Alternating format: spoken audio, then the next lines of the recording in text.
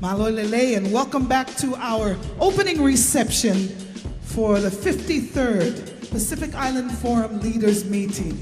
As always, there was plenty of action and a lot on the agenda. One of the big winners was an Australian-funded Pacific Policing Initiative, aimed at creating a police training facility in Brisbane and establishing a support group that could be deployed across the region. Tonga, like many other countries, are facing a number of transnational security challenges. We have now drugs, human trafficking. But not long after the announcement, PM Albanese put his foot in it. The Prime Minister has been caught on camera jokingly asking America's top Indo-Pacific expert to help cover the cost of a $400 million regional policing program. You can go as hard as on the cost if you like. The hot mic moment wouldn't be the last at PIF, and it left many questioning Australia's motives, with some Pacific leaders warning the initiative shouldn't be used to box out China. UN Secretary-General Antonio Guterres was also in town, with millions pledged towards climate change resilience. To massively boost climate adaptation investments to protect people from present and future risks. But many thought talks around climate didn't go far enough. Opening and subsidizing and exporting fossil fuel is immoral and unacceptable. Still, it was all smiles when Prime Minister Albanese and his Tuvalu counterpart, Feliciteo, finally ratified the Whalepili Union Treaty, a major climate, security and visa pathway deal. For the first time, there is a country, Australia, that has committed legally to come to the aid of Tuvalu. And at long last, after some contentious delays, a pathway has been mapped for Pacific leaders to visit New Caledonia. We'll finalise a timing for when this fact-finding mission will take place very shortly. And it wouldn't be a Pacific forum without a bit of geopolitical drama. Chinese ambassador to the Pacific, Zhang Bo, was left incensed after language about Taiwan was included in the final communique. 3 Pacific Island Forum members still have diplomatic ties with Taiwan. It must be a mistake. The reference to Taiwan was later removed. Questions persist over whether the original communique was published in error or whether PIF leaders were pressured.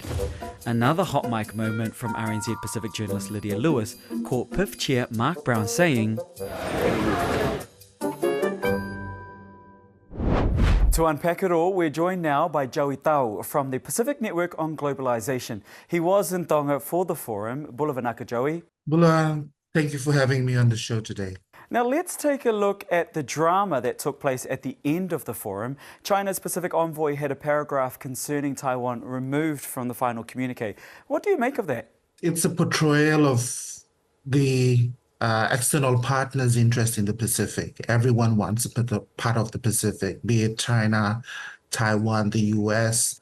But I think it comes with caution. I guess the situation with China having our leaders, having its frustration expressed with our textual acknowledgement by our leaders is unfortunate.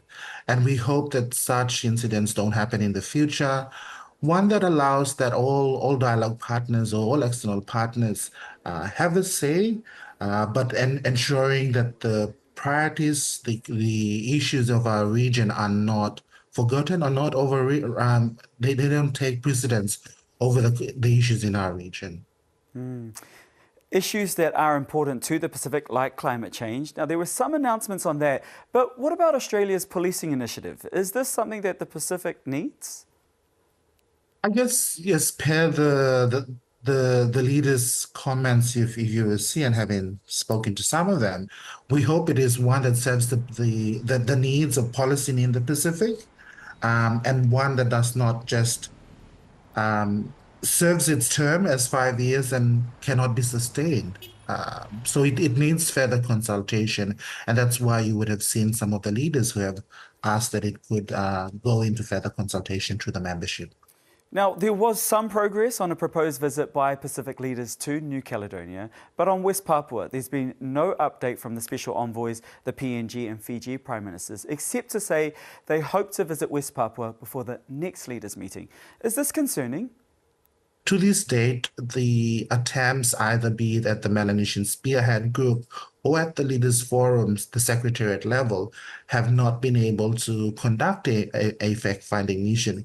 Yet we have seen the envoys facilitate and bilaterally have and host visiting dignitaries of Indonesia.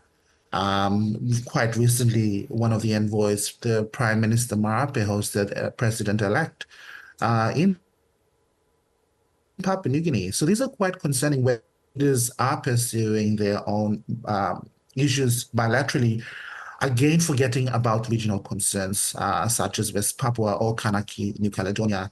There's the phrase, less talk, more action. Now, do you think that there will be action by Pacific leaders to promptly address the issues discussed? It's challenging for the region given a lot of interest there is for our region. I hope it does not fog us and ignore the real concerns of our people, be it climate change, be it the issue of deep sea mining, biodiversity protection, the issues of human rights and decolonization. Needs to have this heavy talk, but also heavy action. Joey, mei takia tupaka for joining us on the Pacific. Thank you, Tomas.